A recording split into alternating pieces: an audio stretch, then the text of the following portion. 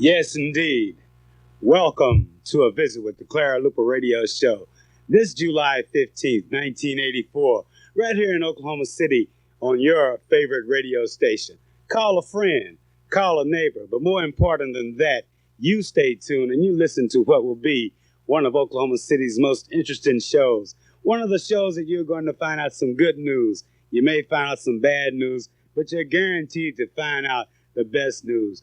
You know, we've come up with a little thing thanks to a great group that is recording nationwide, a great group that just left our city.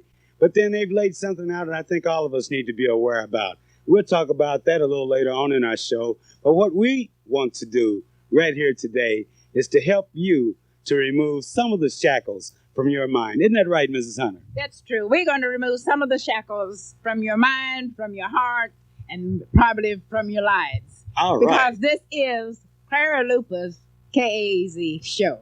And this is being brought to you Behold the Walls by Clara Luper. Behold the Walls presents to you a song that those of you who were lucky enough to hear last night. Where our arms were talking. And he was referring to shackles in one way because he reminded us about James Weldon Johnson, who wrote The Yearning for Freedom. And he said this was because of race. And one day we're going to remove those shackles. And we're not going to think about race because someday we're going to rise above the race and we're going to reach out into America. We're going to remove those shackles that James Weldon Johnson talked about back then. He also reminded us of another incident. The great Martin Luther King, I Had a Dream. And as you think through the words of Martin Luther King's dream, he too were talking about shackles that he dreamed that one day that we would remove. And I'm sure those shackles will be removed. We will remove those shackles. He talked about a great philosopher, how great we were. And he philosophized about removing shackles of forgiveness, removing shackles and forgetting, and removing shackles of the services that we have given to America. We are removing shackles. And we're going to remove the shackles when we are waiting for justices. Those shackles are going to also be removed. And then he talked about another person, one that Clara Luper talked about, the wonderful Langston Hughes, Freedom's Fly. And he read that great poem of Langston Hughes. And he said, we can move these shackles. And he said, do not get discouraged because the shackles don't just fall off. Sometimes they may have to wear off. Sometimes you have to saw them off. Sometimes they may have to be cut off. And he concluded to just say, keep your hands on the plow and hold on. One day the shackles will be removed. You know that Dr. Owens, as I like to call him, Judge Owens, you know, he's in a position oftentimes to assist you in putting shackles on yourself. You know, he's in the judge's seat there, and it's not his fault sometimes when he has to judge you. But I've heard a couple of his speeches, and they all are inspirational. And I'm just glad that he's in tune with what's happening, that he can talk about the shackles, because I'm certain that he realizes the importance of not being shackled, the importance of having your mind free, the importance of having the freedom of your body movements. And more important than that, having the opportunity to show and to exhibit your talent. Just to be free. And he did say, Calvin, he hoped that none of the young people that he were talking with and looking at would come before his bench so that he would have to talk about putting on shackles. Well, you know, Judge Owens has to do his job. Now, if you get down there in front of him, don't go up there saying, Judge, don't put no shackles on me if you've done something to have shackles put on you.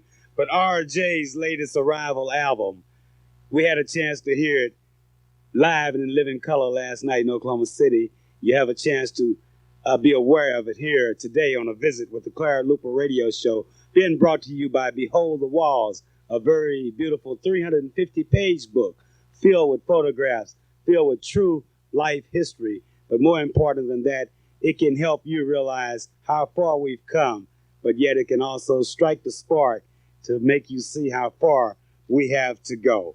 Exciting things are happening. 20 years ago, there was a time when the Douglas High School class of 64, they fresh out of high school, deciding where to go. A lot of the guys went into service. A lot of the ladies went and did different things. But coming up the weekend of July the 27th, July the 28th, July the 29th, Oklahoma City will be entirely different because they're getting together. Any of you who are members of that class of 64, you haven't gotten in contact with any of the planning committee and you plan on attending that reunion, let me suggest you call Merlin. That's Merlin Hilger, Merlin Luper, at 424-6863. She's looking forward to hearing from you. Not only she is, but all of the members of the class. That sounds like an exciting reunion. And I think that class of 64 has gone a long way in removing shackles. They got people in there that's making so much money, Miss Hunter. Legitimately, they're doing so well in so many different fields that it's going to be a surprise. And I hope that next week we'll have an opportunity to talk with some of those Oklahoma Cityans and some of those people who are excelling in what they do. But they too are included in Behold the Walls because, 20 years ago, we were involved in the sit-in movement. And thanks to a lot of the members of the class of 64, we were able to accomplish a lot.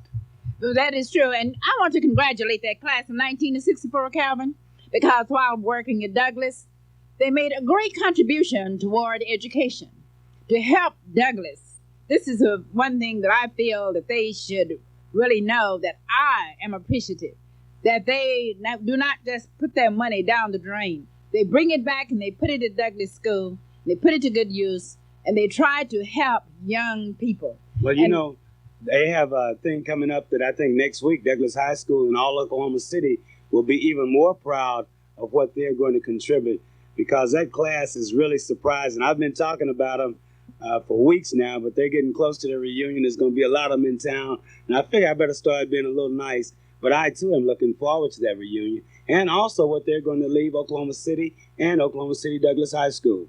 Well, that is true. And, speaking of classes, Calvin, on last night I had the privilege of attending the Hammonds and Batts reunion. That was one of the best reunions, I think. Is that a family reunion? It was, right. And it was strictly a family reunion, and it was down at the Skirving on last night. And so many exciting things happened there last night, Calvin, until it was just really, really unbelievable. Well, Miss Hunter, you're going to have to tell me what's happening exciting at a family reunion at the Skirving Hotel. Calvin, they had people from 21 states.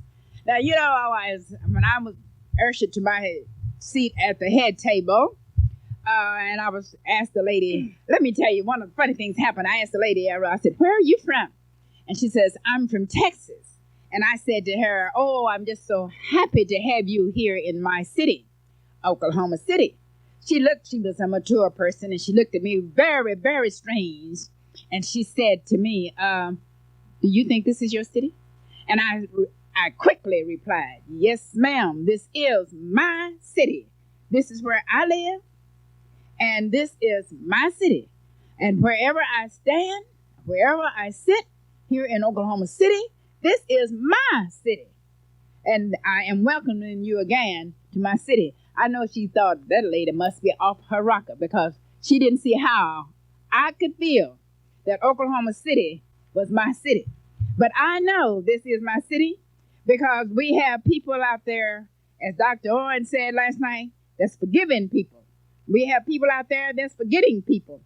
And we have people out there that's giving service to America. And we have people out there that's reaching out for Americans. And this is why I can say Oklahoma City was my city. Now, when she said 21 states, I said, now let me check this out.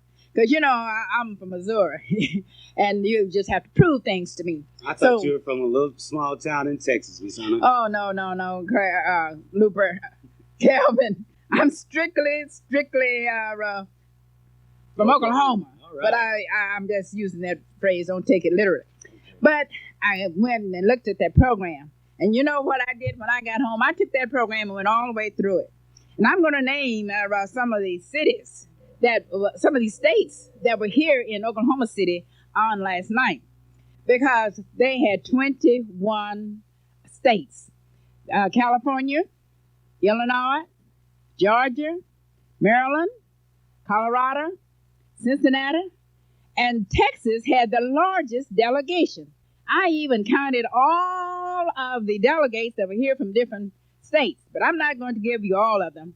But Texas had the largest delegation, and California had the second largest delegation. There were people from New York, New Jersey, Michigan, Nebraska, New Jersey, Oregon, Kentucky, Kansas, South Carolina, Virginia, Washington, D.C., and the state of Washington. They were all here in Oklahoma City. So Oklahoma had to be real proud of Oklahoma. Oklahomians should be real proud of Oklahoma on last night because we had 21 people from 21 states that were visiting here. And we were going to give them a good impression or a bad impression. And from the event last night, I'm sure they left here with a very good impression and feeling real good about Oklahoma. And she does, I'm sure at this point, know that this is my city. Well, that Hammers and Bates family reunion sounds very exciting, particularly with it being at the Skirvin Hotel. Those of you who were class of 64 or later, or some of you after the class of 64, can probably remember the sit-ins that happened there in the Skirvin Hotel when one time they wouldn't even allow us people of color to come into the place, let alone sit down and enjoy our reunion. But times have changed. Oklahoma City has changed. Our nation is changing. And hey, I'm glad to be a part of it. And I'm so thankful, Miss Hunter, that you had an opportunity to be there at that Hammond and Bates reunion and that the Judge Owens had to tell them again about the shackles. But I'm certain that that family, as large and as talented as they are, that they know about the progress and how to make progress and say, hey, we appreciate them meeting here in Oklahoma City. We invite them to come back. Next time, we want them not only to go to the Skirvin, but to try some of the black parts of town. You know, the Northeast community, we're full of food, we're full of housing, we're full of good times, we're full of whatever you may need during a family reunion. And if you need pictures, I bet there's a guy out there with international photographers, Tommy Bud Barnett, international photographers. Bet he would have loved to have been there, and they would have had some lasting memories, beautiful, live, and in living color. I thought you were going to say Calvin Luper was going to be out there taking pictures. Now let me tell you who was sponsoring it. Okay. I did not mention Oklahoma because Cleo E. Bruce, you know Mr. Bruce. Mr. Bruce was the chairperson of this activity for this year of 1984. So he was responsible for the program that they had. Is that Attorney Bruce?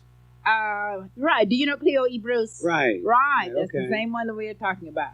And he did have a beautiful program. And Calvin, you missed a treat. You know, I've heard about these break dances and the kids breaking, but I had really never witnessed one because I just didn't take out time to go. I said, that couldn't be much. Break dance, what is that? But those little kids were break dancing last night, and the things they did were just unbelievable. I just wonder how in the world could they do all of those turns and flips and rolls and rocks that they did on last night. Well, Miss Hunter, you just hold tight. Next time we play that Shackles, I'm going to do a break dance for you right here in the studio, KEZ, while we're on a visit with the Clara Luper Radio Show. But let's move on. You know, in Oklahoma City, we have oftentimes started so many things. We've been a part of so many great happenings. But then there comes a time when there's a group or there's a person from Oklahoma City that is able to leave the city and yet to go to another city and make a impression that I'm certain is lasting and one that all of the people will remember, not only for the one time that they see it or the two times that they see it, but forever. And I'm talking about a group that's really close to my heart. I can remember when they were founded.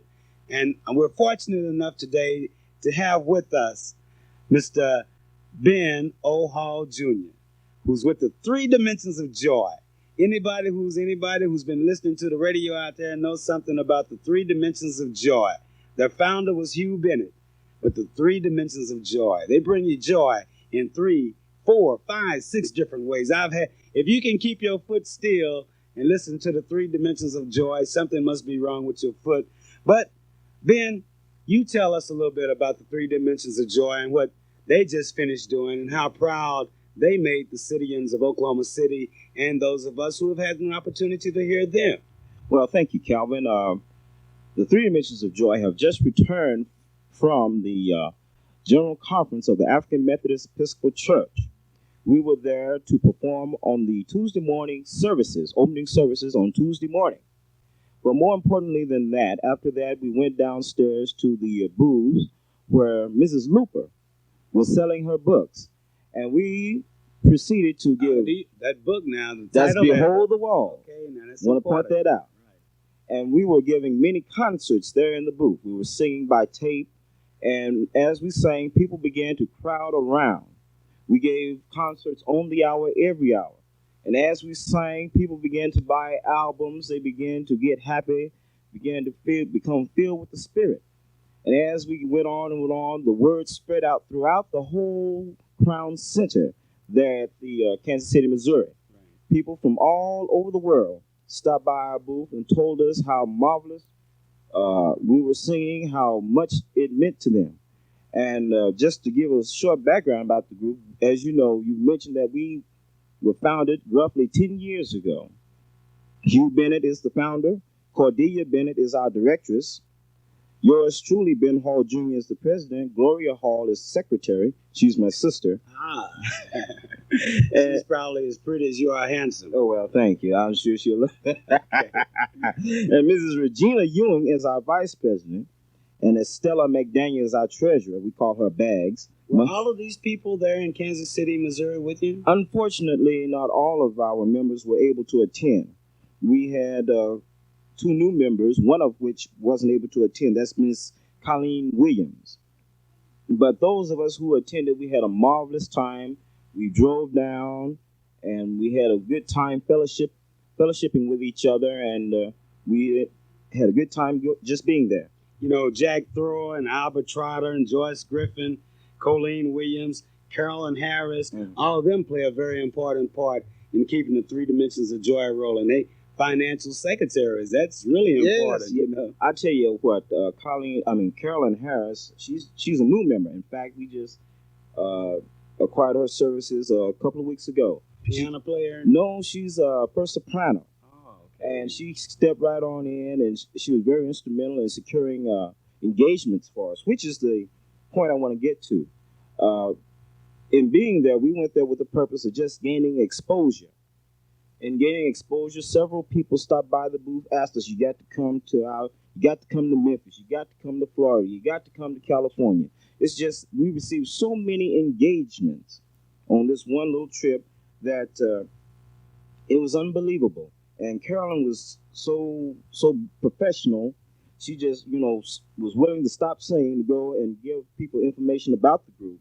And just having her there with us was a tremendous plus. Well, it's a great thing about conventions that I love is that you do get an opportunity to meet people from across the world, and you never know exactly who you're talking to. They may have a funny accent and be from Slowpoke, Mississippi, and then they may have a very clear English accent and be from South Africa. And I think at that type of convention, with the Three Dimensions of Joy performing there in the opening services, and then coming down, giving the exhibitors an opportunity to hear them, I think that was really a plus in your favor. But I'm the kind of person like this. You do well away from home, but I want to know where I can hear you at home, and when will the Three Dimensions of Joy be performing again here in Oklahoma City, and where can I get some of the albums that I know you've made, some of the songs?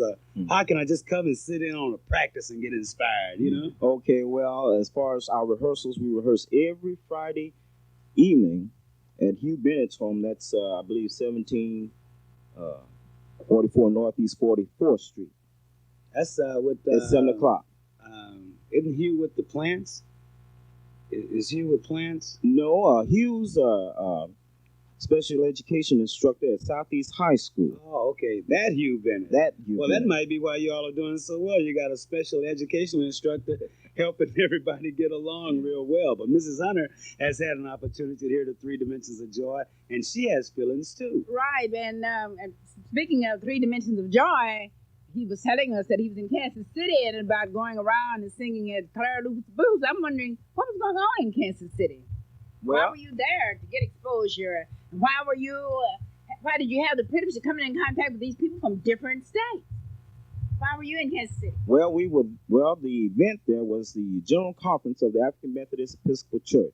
And at this conference, we conduct all of the business that governs our connectional church. The AME Church is a connectional church, which ranges from the furthermost parts of Africa all the way back to the furthermost tip of the United States. We have schools, at least 8 schools throughout the nation that we support. I think that closest school here is Philander Smith. No, our closest school would be Shorter College in North Little Rock, just a few miles closer. Oh, all right. Okay. I knew I'd be there. It's close enough, all right. AME General Convention, that's an outstanding time. Yeah. And I know that Reverend Griffin, he's our chaplain. Smokey Norfolk Jr. Let me say one word about Smokey. Is a remarkable, truly remarkable young fellow. He's only 10 years old. Only 10 years old. I say that again. And he's a chaplain for the 3 Dimensions of Joy? Or? Reverend Griffin is our chaplain, but Smokey Norfolk Jr., who's the son of a minister, mind you, the young fellow possesses such a talent, and he has an innate talent for getting the message over to the people. He has all the poise of a seasoned singer, a Mahalia Jackson or a James Cleveland or a Charles Ford. None of these men can compare at this age. He's just a remarkable young man. You must come to see him the next time we sing here in the city. We don't have anything planned in the near future, but I would like for you people to keep your eyes and ears tuned, because we'll be coming out with something pretty soon. Well, Ben Hall Jr., sir, you know, on the Visit with Clara Luper radio show, we always going to talk about that exciting things and those new things that are happening. The 3 Dimensions of Joy, even though they've been here 10 years, they are exciting. Their music is new. Their music is up to date. With Brother Smokey Norfield Paul Jr. Working with you, I'm certain that for years to come, the 3 Dimensions of Joy will be even greater. But what about Ramon Mitchell and Rayvon Gooden? You know, how do they participate in the 3 Dimensions of Joy? Okay, Ramon Mitchell is our drummer. He provides that beat. Whenever we feel like we have to get a little faster, he holds us right there in line so we don't sound like we're going at 2 different speeds. All right. And Rayvon Gooden provides that melodious organ music on various occasions. I think if you will listen to our album. What's the name of that album, man? Well, we have 3 albums out. Our first three albums in 3 years, man? Well, actually, that is a little short time. We didn't actually put out the first album until around 75 or 76. But the first album is These Are They. The second album is You Ought to See It. And our third album is Live and in Concert. And this one was our first album that we've done in concert, live in Muskogee, Oklahoma, featuring Smokey Norfolk Jr. and Joyce Griffin, who is our lead soloist. Well, now I've been fortunate enough to have heard some of the album, but I've been fortunate enough to see the 3 Dimensions of Joy perform. I know those people there at the AME Grand Conclave, Conference there in Kansas City, Missouri. I know that they had to be thrilled. I know even more important than that, the many exhibitors who came from many companies from across the country and oftentimes missed some of the things that were happening there in the chapel services. But I know that they had to be impressed with Oklahoma City's own 3 Dimensions of Joy. You know, I know Mother has had an opportunity, and Shelley and all of them had a chance to tell you how thankful we are that, one, you've taken the time to work with a group of young people and to help them to exhibit their talent to the best of their abilities, their God-given talent, and 2, that you're from Oklahoma City, and 3, that we have an opportunity to know you. What can I say except that if I wanted to hear the 3 Dimensions of Joy, I have a big meeting coming up, who do I contact? Where do I contact you at? And, you know, is there any charge on the 3 Dimensions of Joy? Will you tell me that when we're not on the air? I'll do that when you're not on the air. All right. Okay, if you want to get in contact with 3 Dimensions of Joy, you may reach us at 424-3169 or 427-1579. That's 424-3169 or 427-1579. If you have any fundraising events that you might want to use us for, just give us a call. We will be more than happy to accommodate. Well, Ben, one last question, real question. Do you think that the three dimensions of joy achieve the goal that they left Oklahoma City going to Kansas City to achieve? Did you all do it, and did you do it right? Well, it's more than right. We surpassed that. We went up there not knowing what to expect, and once we got downstairs. 439 49 and tell her you want to buy one of her books. Well, you don't have to tell her. You can tell me or Mr. Wilson or whoever answers the phone. Or even more important than that, you can drop a note to P.O. Box 11106, Behold the Walls. And we really had a wonderful time. I want to tell Clara we had a wonderful time at the Miga's party yesterday. She missed that party, and Clara is usually there. And boy, we really had a lot of food, and it was good. And we're so sorry, Calvin, that you were not there. Hot dog it. That just goes to show sometimes when you miss things that you really would like to be a part of, that you really feel bad about missing it. Hey, but this is this Sunday, and I want all of you out there in Radio Land to pay attention to our advertisers, pay attention to the things that we say, because what we're trying to do here on the Visit with Clara Luper radio show is to help you to remove some of the shackles from your mind. Hey, one thing that we both want you to know, even though we may argue on the radio, we love you, and we look forward to talking to you again next week. So, Miss Hunter, let's say it together. We love you, and we look forward to hearing from you. All right. Music and more. And my favorite, Three Little Birds, off of his album, Exodus. As I mentioned earlier, the Zion Train program this morning is sponsored, of course, by the Martin Luther King Holiday Campaign. We are working to establish Dr. King's birthday, January the 15th, as a state holiday here in Oklahoma.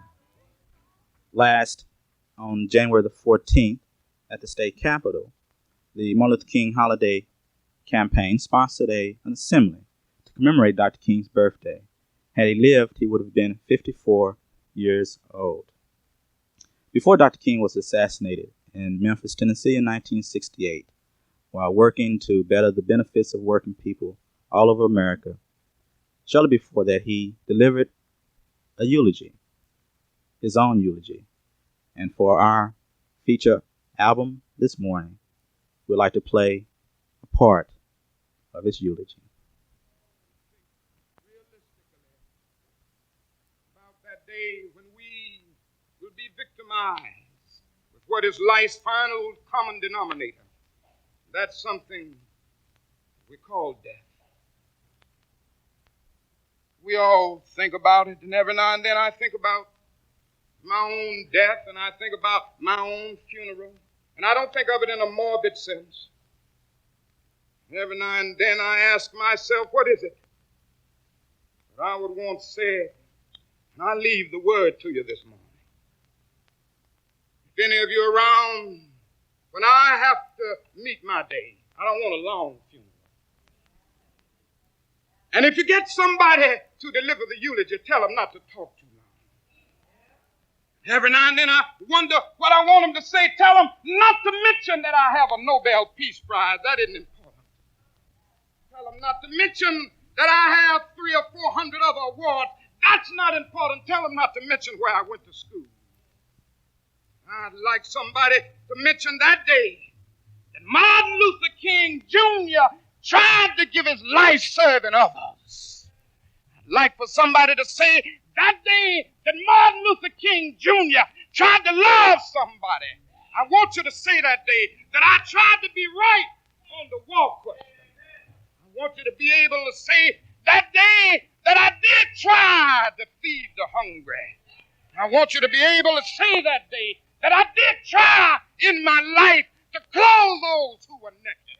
I want you to say on that day that I did try in my life to visit those who were in prison. I want you to say that I tried to love and serve humanity. Yes, if you want to say that I was a drum major, say that I was a drum major for justice. Say that I was a drum major for peace. I was a drum major for righteousness. And all of the other shallow things will not matter. I won't have any money to leave behind. I won't have the fine and luxurious things of life to leave behind. But I just want to leave a committed life behind. And that's all I want to say. If I can help somebody as I pass along, if I can cheer somebody with a word of song, if I can show somebody he's traveling wrong, then my living will not be in vain.